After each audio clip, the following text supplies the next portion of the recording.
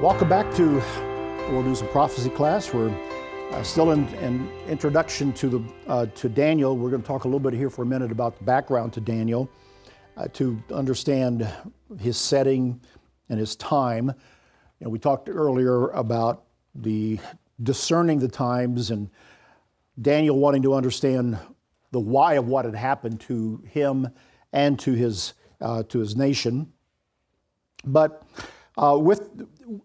with Daniel, we open the first verse of Daniel. I think we can turn there real quick. If you will, go ahead and open your Bibles to the book of Daniel, chapter 1, verse 1. It kind of drops us into the scene in what is called the third year of the reign of Jehoiakim, the king of Judah. Nebuchadnezzar, king of Babylon, came to Jerusalem and besieged it. Now that's a straightforward matter-of-fact statement, but there's a lot of background there that we should understand, as well as just lifting a few things out from that verse, and we'll come back to that. But let's take a moment to talk about the background of Daniel, because that will also help us to appreciate the flow of the book of Daniel, and again, put some flesh and blood on the idea of Daniel. I mentioned that he was a prophet, but he was also a disciple. And at the time that the story opens, he's really a young man, probably about 17 years of age. I say probably because we can't know that for sure, because we don't have the dating. But it says in verse 3 of Daniel chapter 1 that the king took some of the children of Israel and some of the king's descendants and some of the nobles. This was this first wave of captivity. What happened, Nebuchadnezzar just gathered up the cream of the crop of the Jewish youth. And so if they're called the children of Israel, that's not the larger nomen of the descendants of Jacob, but I think we would take this that he gathered up those who were children. Now, we're not talking about necessarily 7 or 8 year olds. We're talking probably about teenagers. And I said that possibly 17. How can we say that? Only by inference, not from an explicit scripture. In Genesis chapter 37 and verse 2, it says about Joseph. Joseph was 17, a lad of 17, it says. And so we typically a lad or a child, and he is said to be 17 at that point in the story of Joseph. And so if we then kind of take that forward into the book of Daniel, and Daniel is among the children of Israel, it's logical to assume or to infer, and without the specific verse, that he was could have been about age 17.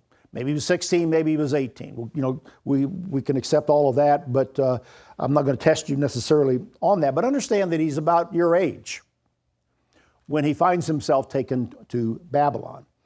Now, at the time that this verse is written, Daniel 1:1, we are in the period or the year of 605 BC.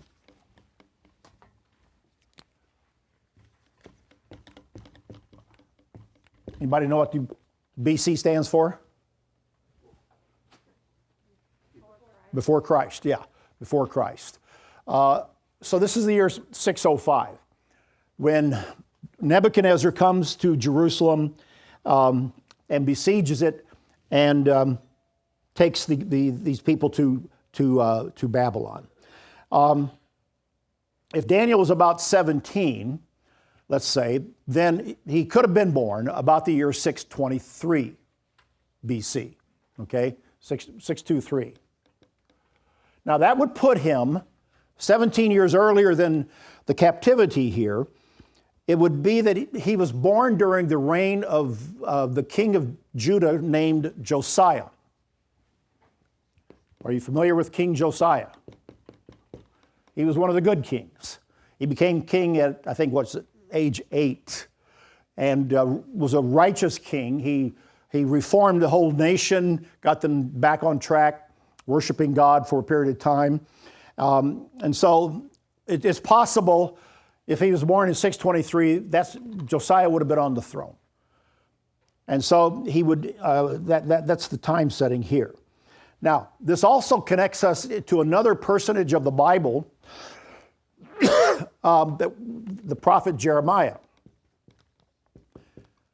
All right, the whole book of Jeremiah that you know, and you'll get to know a whole lot more as Dr. Dunkel takes you through that.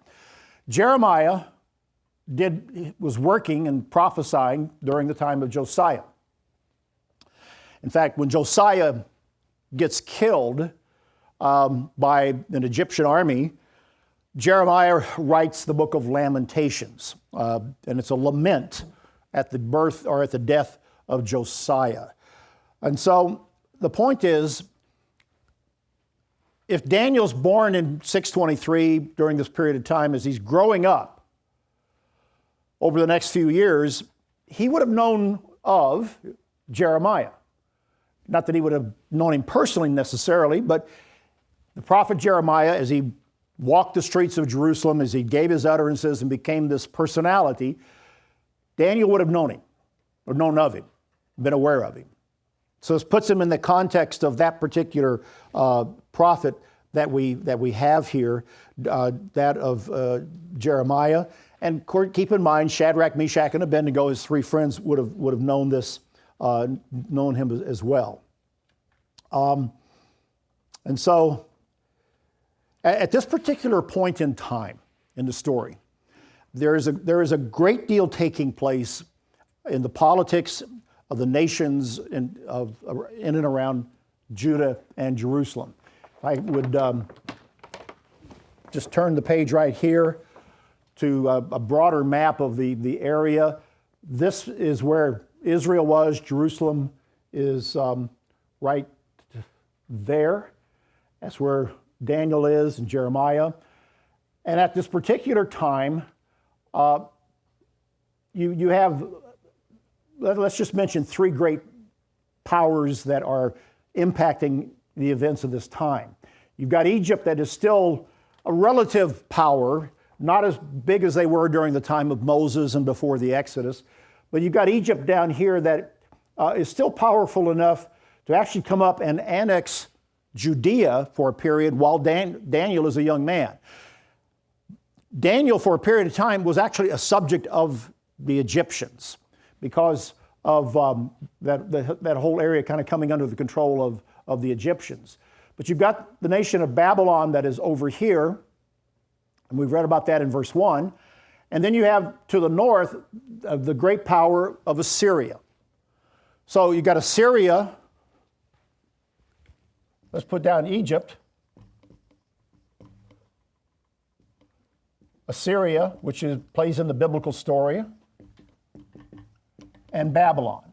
These are the great powers of the day that are impacting the events. You know, today we have, with China, Russia, the United States, just to pick three powers that are vying for domination and control of the world today. And of course, Russia and China are challenging the United States, and that's creating problems. And a lot of the events that take place.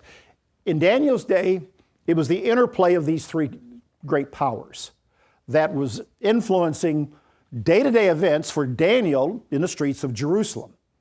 And so Josiah, the king, has to pay tribute money to Assyria.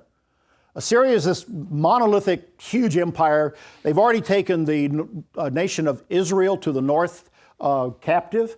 You'll read about that. You'll study about that in Kings and Chronicles, that Assyria came down in the year 721 BC, and they took the 10-tribe nation of Israel to the north. They took them captive, and they essentially disappear. Babylon then, and Assyria becomes this huge empire. They're vicious. They kind of romp and stomp all over this part of the world here. Nineveh is their capital. You may recall from the book of Jonah that Jonah goes to Nineveh and prophesies against the Ninevites. Babylon is in a resurgence down here, kind of their second growth spurt. And they're rising now.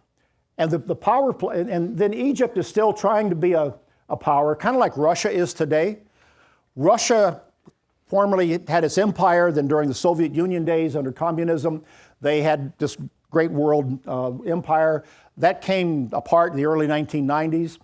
And yet today, Russia, under Putin, is still trying to punch above its weight. They're influencing events in Europe. They've been at war with Ukraine for over 2 years and creating other mayhem in other parts of the world. Egypt was kind of like that in the time of Daniel. And they came up and there was this great battle at a place called Carchemish, which is right up here. And Babylon got involved. They had knocked off the Assyrian Empire. Babylon knocks off Egypt at a battle of Carchemish. And that is when then Babylon comes down under King this Nebuchadnezzar, and they besiege Jerusalem, Daniel 1:1, at that particular point in the story. And so in the meantime, there's a story of Josiah dying in battle against the Egyptians. Daniel was probably 12 or 13 years old when Josiah dies. And they come under then the vassalage of Egypt for a period of time. And then eventually Babylon, which is the rising power, just gobbles up all of this. And that's kind of the setting and the background to what we are dealing with. The Battle of Carchemish, Palestine coming under Egypt, Daniel becoming an Egyptian subject. It's covered in 2 Kings chapter 23, beginning at verse 31. I'm not going to turn and read that necessarily at the time, but this is all chronicled in other parts of the Bible with what we are dealing with. Nebuchadnezzar II is the king that we are most concerned with in Daniel 1:1. Nebuchadnezzar, the king of Babylon, is the one that is spoken of. And he comes and besieges Jerusalem, and he comes also down and basically ends the power of Egypt. And Egypt, of which there are a number of biblical prophecies, from that time forward, for all intents and purposes, Egypt is no longer a significant power in the story of the nations of the Middle East. They come all the way down to Judah, and this is where Daniel is taken captive. Let me make a point that I'm going to come back to probably in a little bit larger presentation, but just understand something. I mentioned Egypt, Assyria, Babylon, these three powers that are vying for control, and relating it to a little bit to what is taking place in our time today with China, Russia, and America, and then the events that surround the pushing and shoving between these countries and the events that are going on around us right now, a war in the Middle East, a war in Europe, and other things. Some people say we're actually in World War III right now. It's not on the scale of World Wars I or II, but there are conflicts that could get bigger, and there are conflicts that are literally taking place. But this period of time, and if we just kind of circle the year 605, which is the time when Daniel is taken to Babylon, there's a lot going on in the world of the Middle East and the Bible. And there's a phrase, or there's a term that is used for this period called this is the axial age. The axial age. It's a time when, if you know what an axis is, it's or a hinge. Sometimes they call it a hinge of history. A hinge is what a door pivots on and swings on. An axis is what a wheel is mounted upon and goes round and round. History and the events of nations are going around. There's a lot that is moving and taking shape into almost like another chapter of the story in this part of the world right now, and frankly, in other parts of the world that we don't read about in the biblical story, but history tells us about. This is a period of time when the Buddha is talking over here in the East, and Buddhism is in its origins. Hinduism is in its origins. These religions that are still with us today. Over in Greece, which is way up, over here, you have some of the early Greek philosophers beginning to do their work and laying a foundation. And so when it comes to politics, government, nations, religion, and culture, there's a lot that is going on in the world of the 7th century BC, 605 BC at the time of Daniel, of events that are very important to shaping the modern world and our world today. That's the connection. And of course, the most important thing that is taking place is in connection with the biblical story. To look at this axial age in relation to the biblical story, you not only have Jeremiah, but you also have, let's go ahead and put Daniel down here, okay, a prophet. In your Bible, there is a minor prophet named Zephaniah. He's doing his work at the same time. There's also a prophet named Habakkuk. You'll study these books with Dr. Dunkel in Minor Prophets. He's a contemporary with these as well. There's one other prophet that you should know the name of, Ezekiel. Ezekiel does his prophecy from Babylon as an exile. You've got 5 prophets that are working, used by God to come to Judah, the remnant of his people, prophesying repentance and warning them of what's going to come if they don't change their ways. But these are all their contemporaries. And so this period, my point is this period of time, biblically and in the larger world, there's a lot taking place that is laying the foundation for the modern world. And that can help us appreciate why in the book of Daniel, God focuses upon 4 empires: Babylon, Persia, Greece, and what's the 4th? Anybody know? What's the 4th empire? Rome. Very good, Rome. Was that Darius? Yeah, listening to your sister. So these 4 empires. This is the story of the book of Daniel. Now, Daniel's not concerned with India, China, or others. God's just telling us a story here, but it doesn't mean there aren't other events taking place, but this is the story in connection with what God is doing. And we start right here in Babylon, which is a city, a name, a place, a system, a culture, religion that has been with us since the Tower of Babel and will be with us all the way to the end of the age, and we will study when we get to Revelation 17 and 18. So Babylon is very important to the biblical story.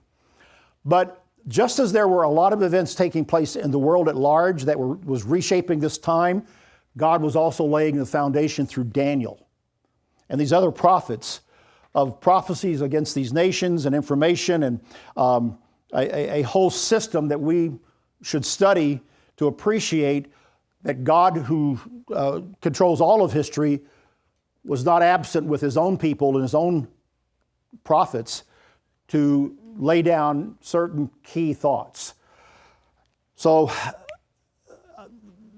with that in mind, I'll just mention, I've got this in your notes here, Habakkuk chapter 1 and verse 5.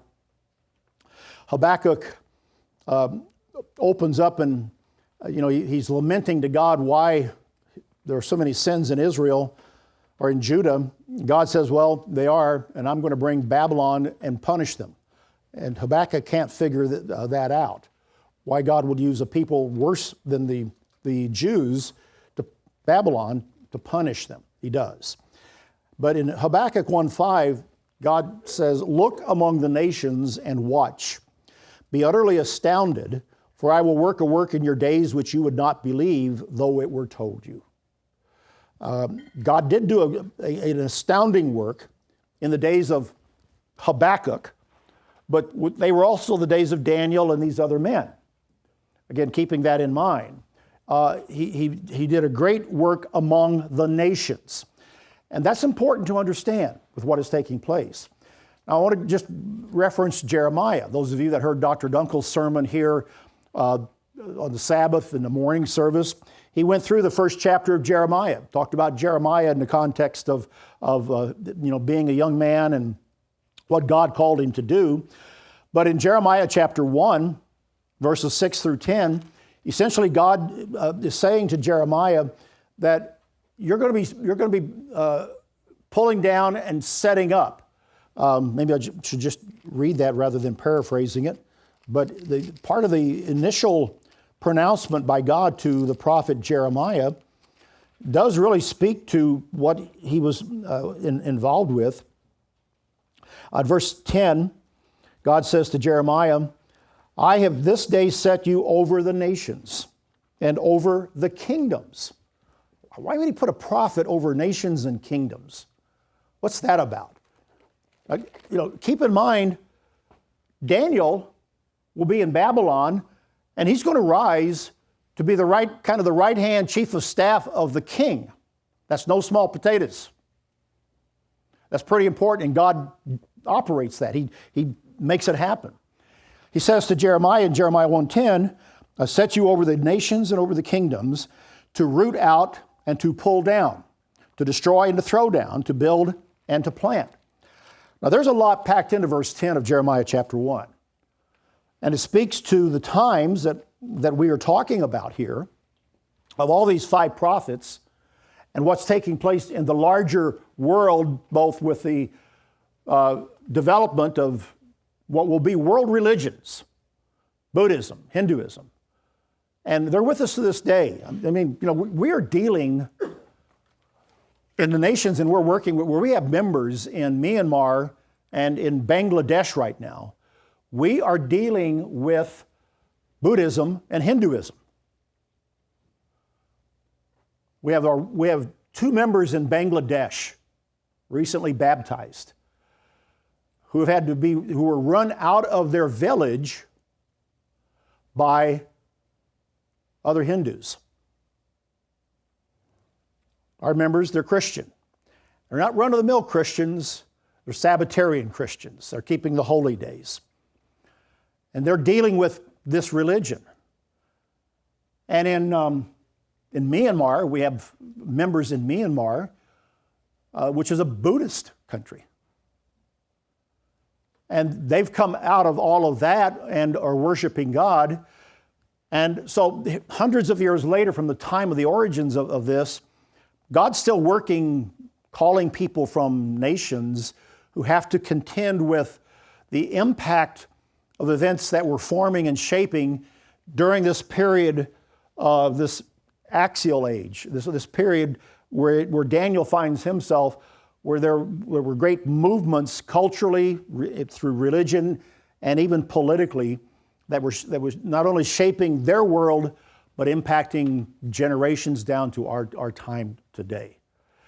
That's how relevant the Bible is and what God is doing and what we study as we look into all of this and come to understand everything that is there. So Daniel's a young man when he comes to this point. Now, I've given you a map, this particular map that you see on the screen. You've got a copy of this map. I'll be handing out a lot of maps this year in class, so keep this one and all the others. But it will be important that you learn a little bit of geography through your studies here at ABC, because the Bible didn't happen in a vacuum. It happened on land and in ancient nations that those lands are still around today. Nations have come and gone, but we still have events playing out in the area that was Israel, the area of Babylon, but is today Iraq. the area of Persia of the ancient world, but is today Iran. And what we learn from these prophecies and these stories of the Old Testament can give us insight into what is happening and the importance of these events that are taking place today. And to just be able to know them in your mind's eye and be able to look at a map and know where Egypt is, know where Babylon was, Asia Minor, today what is the nation of Turkey, and to know these things and the waters, the bodies of water, that's part of education. I like to tell students that if you stay with us in this class especially, but certainly all the others, you'll be a whole lot smarter by the time you get through it all right? And you're going to hear names and episodes of history and people that you may never have heard before, and honestly, you may never hear about again after you leave ABC. That's okay. But while you're here, you'll hear about them, and because of their connection with the Bible, you should, meet us halfway and come to understand exactly why they are important. And who knows? You're going to, in some distant period in your future, you're going to be sitting in an office or with some coworkers and at lunch one day over the table or dinner on a Saturday night, and you're going to drop a name like Josephus. And they're going to look at you like, who? And what? And you're going to say, yeah, Josephus. Who's Josephus? And for one brief, fleeting nanosecond, you'll have an opportunity to explain to somebody, who in the world is Josephus? And it'll be because you learned it at ABC. And they'll think, wow, you're pretty smart. You're pretty smart. Or let them think that. May not be true, but if they want to think it, let them think that. My son grew up in the church, listening to all the sermons of the church, came through ABC as well. He's a doctor and administrator in a hospital over in the Indianapolis area. And because of what he was exposed to in the church and what we exposed him to in our family, he knows Shakespeare. And he can quote Shakespeare. And he can drop that in the midst of a gathering of his coworkers, and he just shuts them down. Because whenever they were in English Lit and Shakespeare came up, their mind was someplace else, and they didn't get it.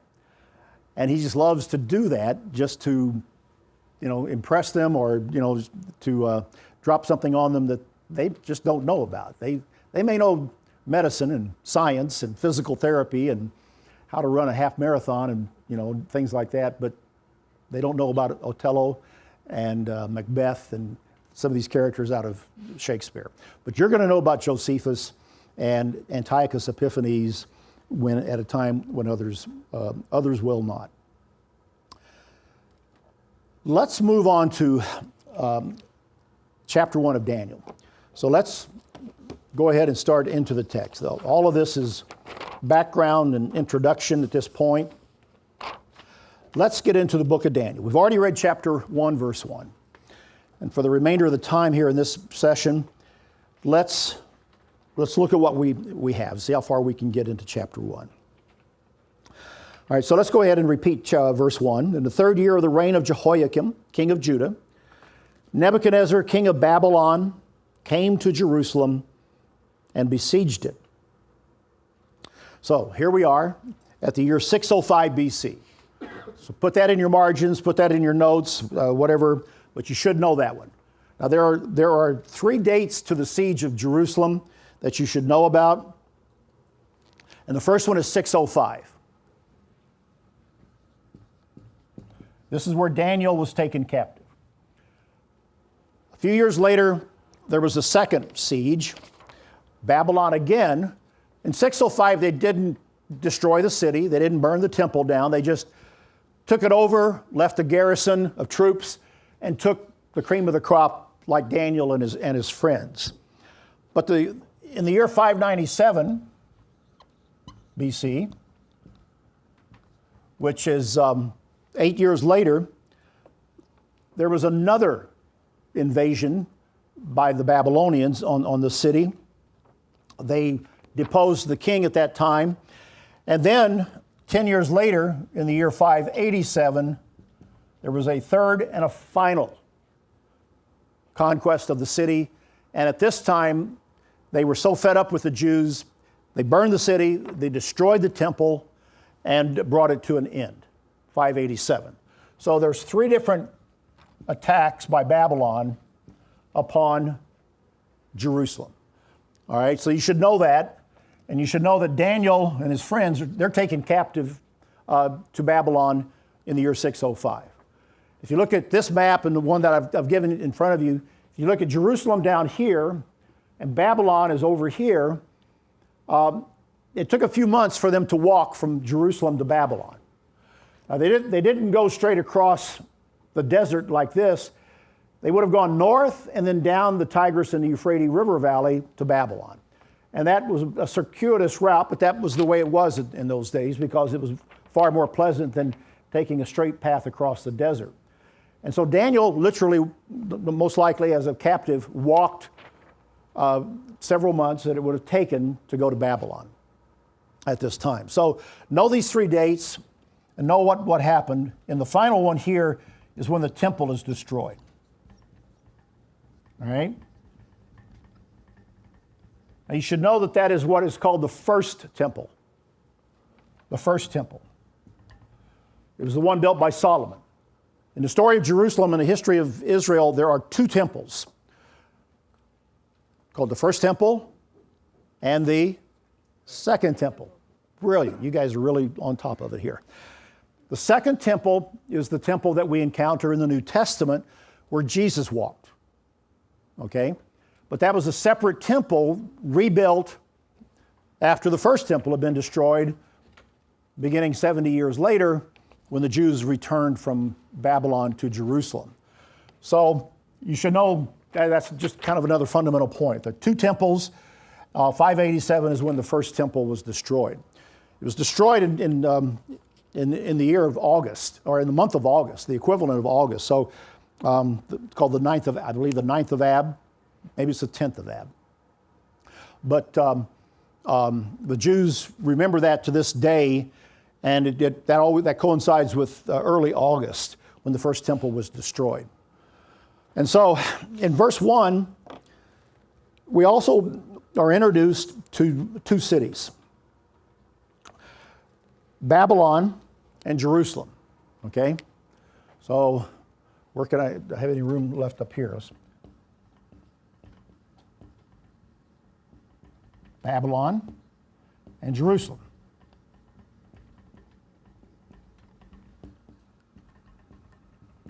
Okay. Babylon is the capital of the Babylonian Empire. It's a city. Its origins go back to Genesis and the Tower of Babel that began to be built there where God came down and confused the languages. Jerusalem obviously was the capital of the united monarchy under King David. David put his capital there. It's where the temple was built by Solomon, the son of David. And to this day, in the same geographic spot, Jerusalem is still there. And so Daniel 1:1 sets us up with two stories, or two cities. And if I can borrow the title from Charles Dickens' book, it's a tale of two cities. A tale of two cities. And that, in one sense, is a way to understand the whole Bible. The Bible is a story of a tale between two cities, Jerusalem and Babylon. Jerusalem, the city of God; Babylon, the city of Satan, Satan the devil. A city that represents all that Satan represents in his adversarial relationship with God, his purpose and his plan. Babylon epitomizes or personifies that. That's why it begins in Genesis with what began to be built at Babel, the city of Nimrod, and it arches all the way to the end of the Bible in the book of Revelation, where we talk about this system called Babylon the Great that will appear at the time and the end of the age, and it has that name. And that's why, again, the name Babylon, the city Babylon, the whole system of Babylon, the culture of Babylon, the religion of Babylon, stretches from Genesis to Revelation as the personification of the system that goes against God. While Jerusalem, the city of God, the city where was the capital of the United Monarchy, where the temple stood, that is the city that represents, if you will, God and his system. In Revelation chapter 20, what's the name of the city that will come down out of the heavens after all the events that we read about in Revelation? It's called the New Jerusalem. Okay? So Jerusalem and Babylon, they're central cities to the story, and here we have them right here. Now, one other thing I want to make the point about in regard to what happens here in verse 1 of chapter 1 and the time setting. I've already told you that it's 605 BC. And with the capture of Jerusalem, effectively, the nation of Israel comes to a conclusion. There's still a king, but he's a vassal king. He's under Babylon. And there'll be a lot of intrigue, and Jeremiah is still there. Jeremiah never leaves the city. He's still prophesying, still working. But for all intents and purposes, the nation that God created through Moses, through Joshua, through the kings that was united under David, comes to an end. Conclusion. When the story opens here. That's important. The curtain now is rising on the story of Daniel. Israel as a nation no longer exists for all practical purposes. And we begin to read about a servant Daniel in Babylon. I want you to remember that. When we come to the book of Revelation, we are going to read in the first chapter of the book of Revelation that John was in vision on the Lord's day, the day of the Lord. And as we understand the timeline, the prophetic timeline of the day of the Lord, with the opening of the book of Revelation, we are looking at a time even future from us here, where Israel no longer exists.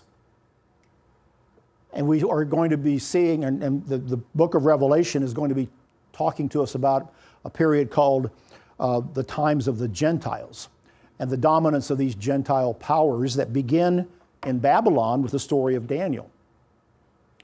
And the descendants of Abraham, those who have received the Abrahamic promises, by the time Revelation opens, their time has passed from the scene of history. So there's a parallel between Daniel 1:1 and Revelation 1. In Revelation 1, ancient Israel is no longer. Babylon now has come on the scene, and these four empires that the book of Daniel is going to tell us about, Gentile powers, are going to dominate the world scene. In the end of the age, God has not forgotten his promise to Abraham and his descendants, and he has blessed Israel and those descendants in the end of the age with material promises and blessings, of which we are the inheritors in America.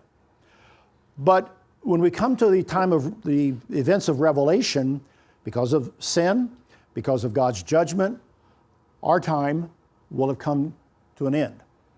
And we're going to be seeing and read, as we do read about in Revelation, the rise of another power, Babylon, the end time Babylon. And that's why we study Daniel and Revelation in tandem here. First Daniel this semester, Revelation the next semester. They're connected. And in all these ways, we'll show you how that works when we study into the histories of it all here. So there's a lot just in this first chapter, in this first verse, to consider as we begin to open it up. All right, with that, let's move on to verse 2. Now you know why we have to have a whole semester to get through a book like Daniel. The Lord gave Jehoiakim, king of Judah, into his hand with some of the articles of the house of God, which he carried into the land of Shinar to the house of his God. And he brought the articles into the treasure house of his God. All right, Jehoiakim is the king of Judah at that point. He is put into the hand or the control of the King Nebuchadnezzar.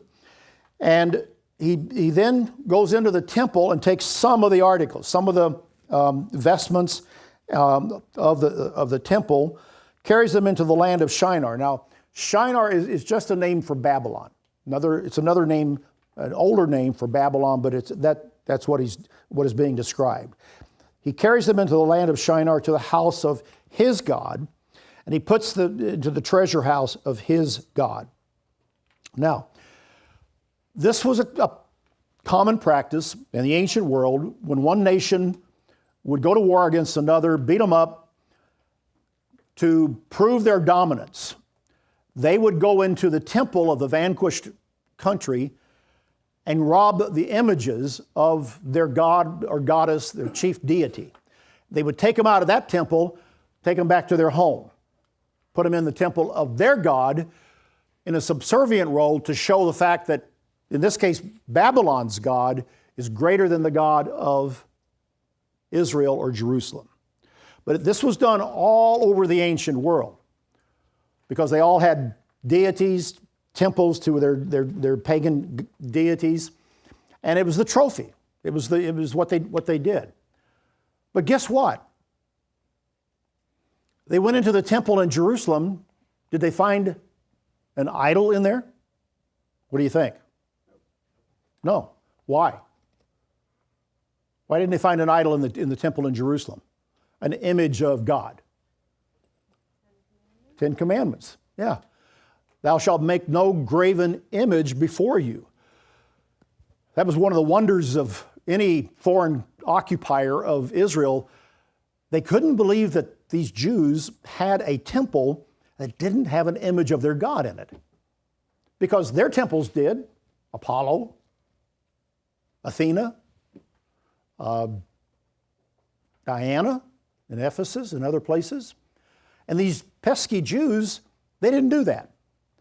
I mean, there's one Roman general who comes into the temple in Jerusalem in the first century BC. His name is Pompey.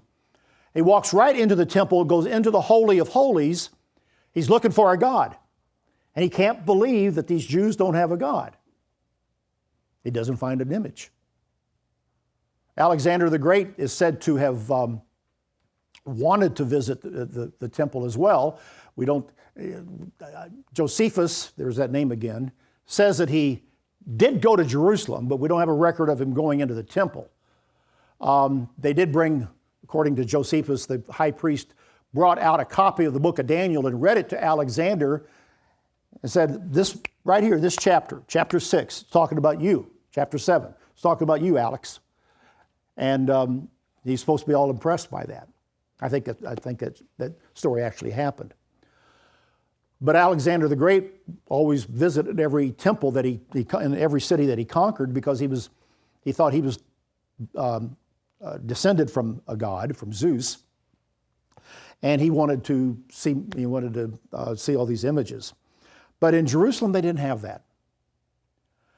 But what Nebuchadnezzar takes are bowls and plates, goblets, and instruments articles, it says, out of the house of God, beaten out of pure gold and silver, and that's what he takes. Now, when we come to chapter 5 of Daniel, we were there a few in the previous class, but at Belshazzar's feast, they bring these articles out and they use them in that night of dining when the handwriting of the wall takes place.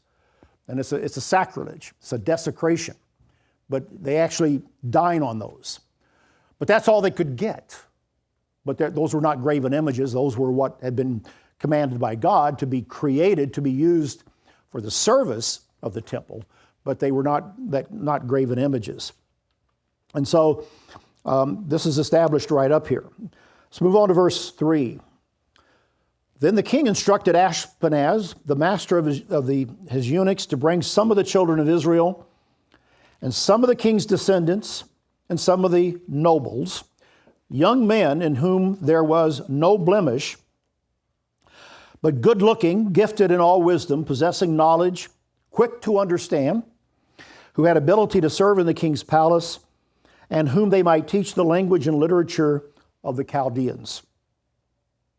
And so this was the purpose of gathering Daniel, Shadrach, Meshach, Abednego, and others that are not mentioned in the story, and carting them off to Jerusalem.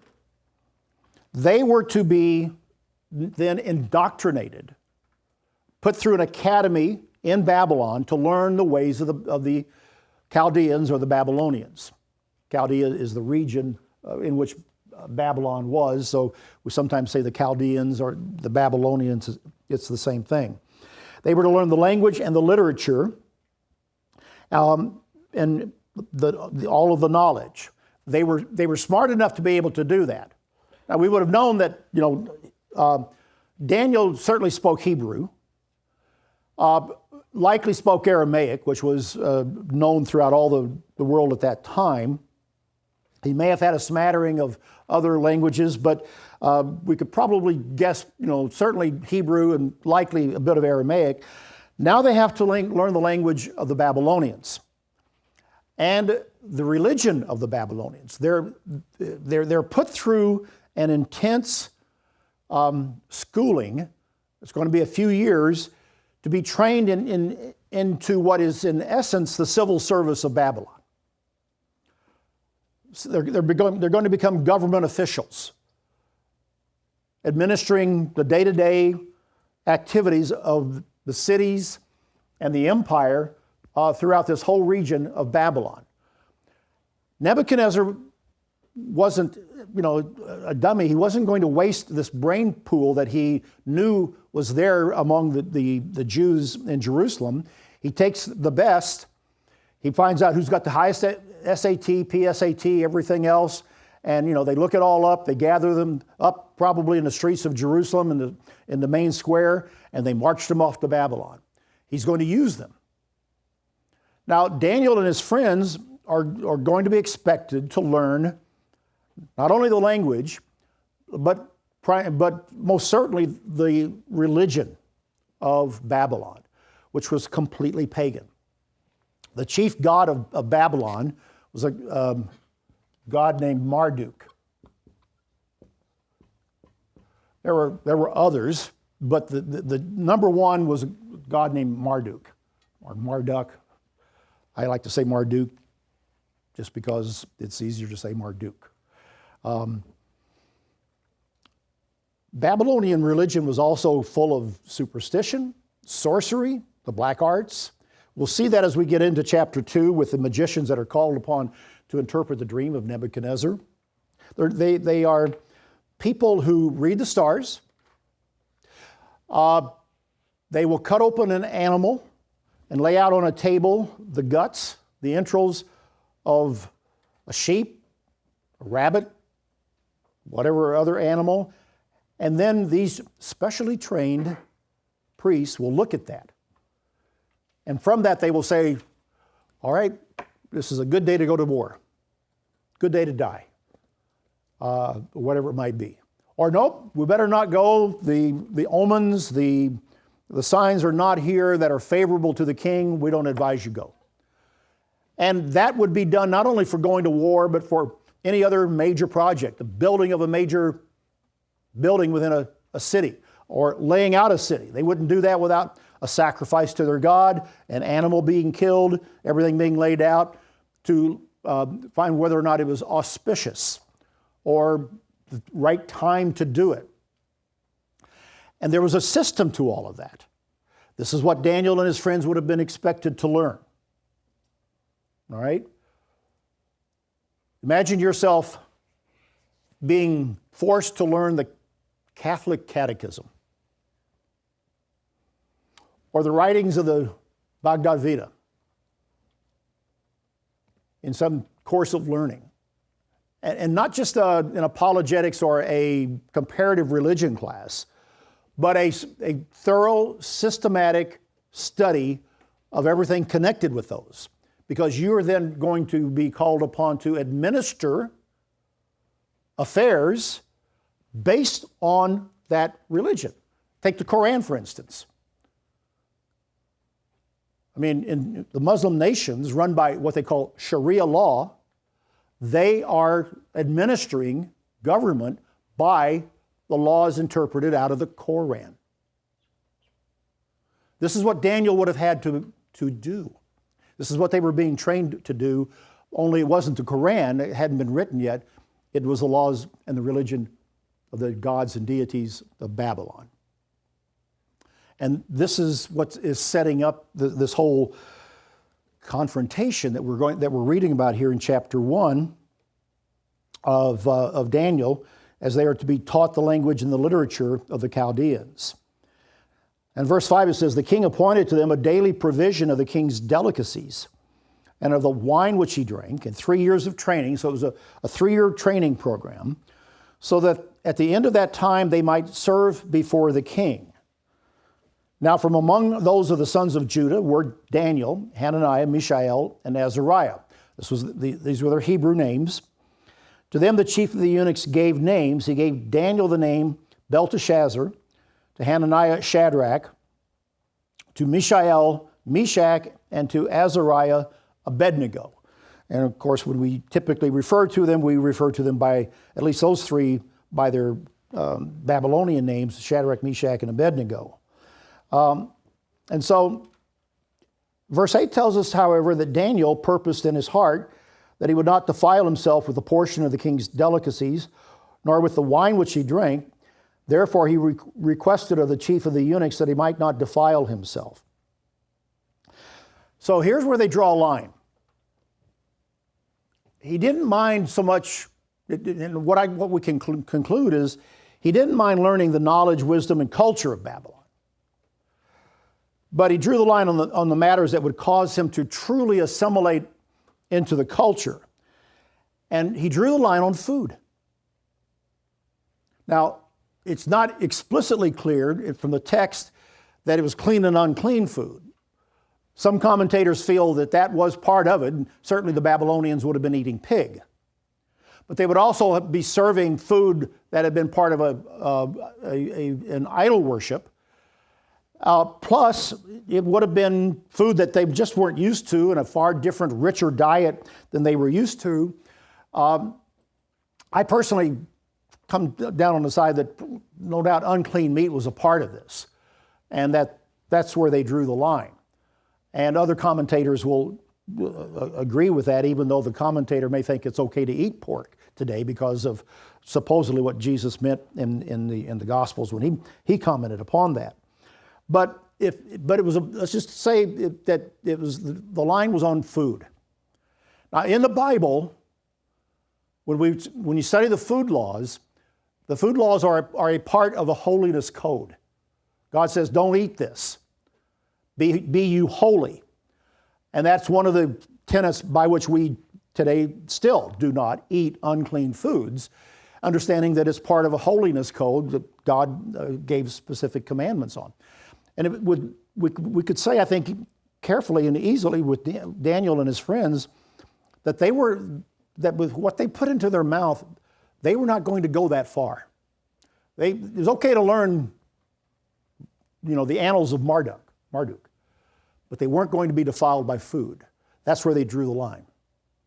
There's a lot to be thought and said about that. I think I'll wait until the next class. We'll come back and talk a little bit more about that as to how that applies to us today as we look at Daniel, a disciple, and how God is using him here and what we should be learning from that. So in the next class, we'll pick it up here with verse 9 and continue forward.